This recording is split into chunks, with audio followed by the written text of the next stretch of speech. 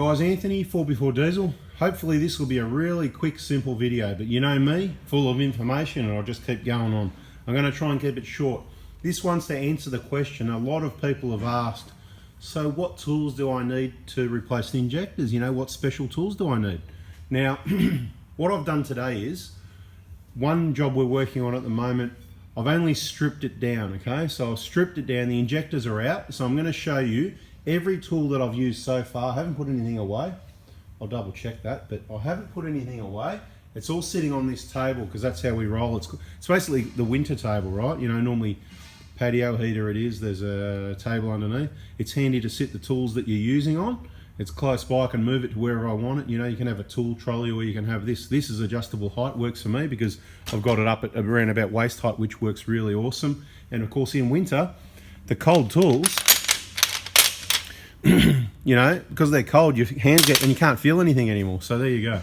Anyway, one other thing I wanted to point out. See, hands are still clean, even though I worked on a vehicle, and because some people thinking, geez, you mustn't work on cars anymore. And maybe you were right and maybe you weren't, but I want to point out that we've been on it all day, as usual. You know, cars yesterday, cars today, whatever. And it's called gloves, washing hands, and taking a bit of care. If you've got something really dirty, see what I mean? I'll just go on. Anyway, forget about that. Tools. Okay, this is every tool I've used to strip it down and take the injectors out. There's a couple other tools you're going to need to put it back together, but this is how simple it is. And I'll go through them one by one to tell you that you could probably do without them as well, and what I've used them for. So 1/2-inch breaker bar. That was for when there was a few bolts that were a bit too tight, because somebody has been in there before on that vehicle and over tightened a lot of things. So the bar to crack things loose, you could have done it without it. You could have done it with the 3/8 ratchet. So your main toolkit's a 3/8. The main thing I use that for as well, that I'd say you probably couldn't do without, is to crack the injector pipes loose, because I use it on a 1/2-inch drive. But you know, I haven't ever done it before, but I wouldn't see why you can't use your 3/8 ratchet with that also, right? And that's what we use on the pipes down at the common rail end. So certainly you could use that and that. So let's just take this out of the picture and put it around the back, because it's not that important. So what do we got? We've got a 3/8 drive set, because that's a 3/8 ratchet. You need your crow's foot. You don't have to use this one as well. I do, but we'll put that to the back. So you need a 7mm crow's foot. We've got a 12mm ratchet spanner. You could use a normal spanner. That was just to undo one bolt. We've got a 3/8 uni joint. We've got a 12mm deep reach. You could do it without that. You don't have to have deep reach, but it just makes it easy. If you're doing one, you can do it a little bit the harder way, if you know what I mean. If you're doing, if you're doing one, it doesn't matter if it's a bit harder. If you're doing them all the time, you want to have all the best possible tools. You know, the normal with the, where's that socket going? Yeah, I can't find what I want. Here it is. That with that is going to do around about the same job, right? The 12mm, but you want 6-point sockets, okay? So 3/8 drive, 6-point sockets. Long sockets are optional. An adapter to go from 1/2-inch to 3/8, but you don't really need that. Again, we'll put that around the back there. I've used a flat blade screwdriver to, what have I done? I used that to pop the valve cover up to crack the seal at the front, you know, and to sort of manipulate a few vacuum lines off, you know, the PCV thing at the valve cover there, just to get in behind that and twist. And so, you know, so screwdriver set, flat blade here. This is a fairly blunt flat blade. Mainly what I've used that for is scratching the RTV silicon off the front of the head where the valve cover goes, where those 4 dobs of RTV silicon go. So screwdriver set still, another 3/8 drive ratchet. Obviously you only need one. I've used quarter drive. You could probably get away without it, but a quarter drive set. If you look at I did a video recently and went through a few basic tools, and I think this pretty well covers it again, you know.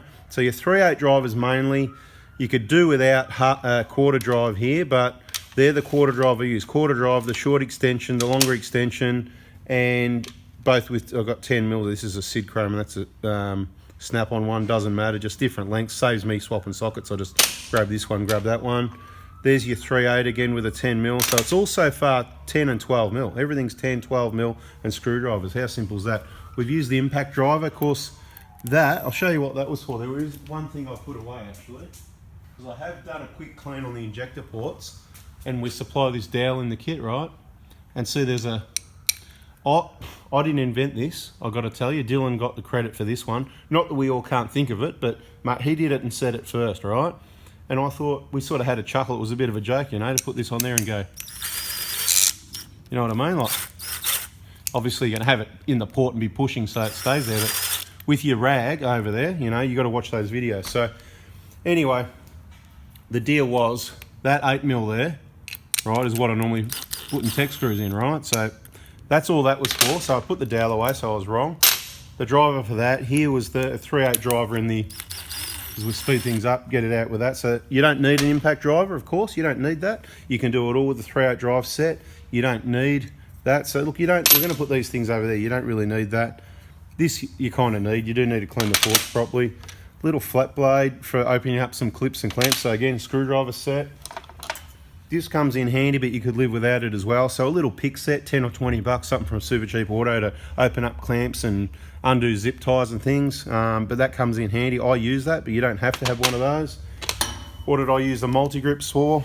When we undid the clamp that holds the 3 pipes together on the side of the manifold, if they've been out before, which these have, if people have over tightened the nuts, they actually clamp quite tightly onto the studs, and when you undo them, the whole stud comes out. So you put the stud in the vise, you take the nut off, you put the stud back in the manifold where it belongs, and then you just use these. These are awesome, really good grippy.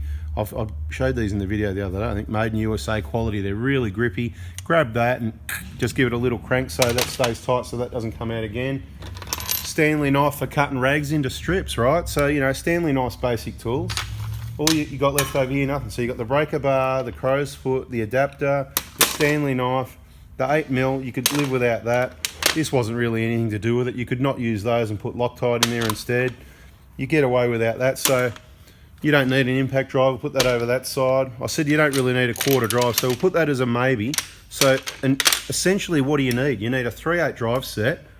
You need some metric spanners, a crow's foot, and the dowel. So the dowel and the crow's foot we include in the kit. So all you really need is a 3/8 drive set and a few screwdrivers, by the looks of it, because that's what's there. Now, you're going to need something else when you're putting it back together. You're going to need a few little bits and pieces, some oil, maybe oil can. You could just use your oil container and dip your finger in there and let the drip off your finger onto the places we're going to put the oil. But something like, you're going to need a torque wrench to make sure you put it back together professionally, something along the lines of one of those. So that's one of your sort of technical tools that you might need. And people have asked, you know, which one will do? Well, that's a good question. Again, if you're doing them all the time, you want to make sure absolute precision. But if it's your car, you probably want to make sure it's right the first time as well. Now, we've had this discussion before. You know, you can get one at Bunnings for about 100 bucks, a King Chrome one. Will that do? I think it will do. King Chrome's a pretty decent name brand. I would trust it. If you're using it a lot or dropped it or something along those lines, then you'd be asking questions. We've got a number of torque wrenches. You know, we've got a couple of Warren and Browns, so we can check them against each other and stuff like that. So we might buy a new one every year or two and then check the old ones against that as our way of calibration. But anyway, hope that helps with answering the question, what tools do I need to do the injector job, replace the injectors? Now, remember, this is not an e-jar cleaner or an intake manifold. This was just removing the injectors. The injectors are out on the bench, right? This is the tools we used. All right, guys, thanks for watching. If that's been helpful, thumbs up, shoot us a comment. We have been looking through those comments, and that gives us ideas. Have a listen to that. Try an exhaust system. Anyway, the comments do give us ideas on the next video and trying to answer your questions in the next videos. As I've said before, we don't always have time to go through and individually answer all those questions, but you might get a quick answer sometimes, or a thumbs up if we like your reply. So thanks for watching. If you haven't already, subscribe. More important information coming your way. Thanks for watching. See ya. And since we had the little bit about the hands, look at that, you know, hard day's work, whatever, and still, like doctors' hands at the Prado Hospital. You want to have another look? Oh, there's a little bit of black there still. We'll get that off, you know, tonight. We'll sort that out, right? Look at that. Bada bing. Just had to bring that into the picture as well, because there's been a number of people asking, oh, you know, some people say, oh, yeah, you know, I use gloves on everything too. I don't use gloves on everything. I'll just think it through. And, of course, you can just take care, right? I'll give you some examples. I mean, look in the background. See the workshop floor? Clean. Don't worry about the cracks. That's cool. It's been like that for 10 years. You know, clean. You know, everything's clean. The only thing that's not clean at the moment is the old parts that come off the car. Some of them are clean, that's in the process, and of course everything will be Mickey Mouse clean when it goes back together. And these will be bada boom, bada bing still. So yeah, bada bing, bada boom too.